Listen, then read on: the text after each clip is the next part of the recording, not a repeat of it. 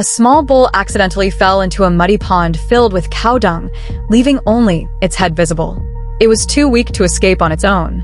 When a shovel operator heard about it, he rushed to help. First, he carefully moved the bull away from the pond wall to create space.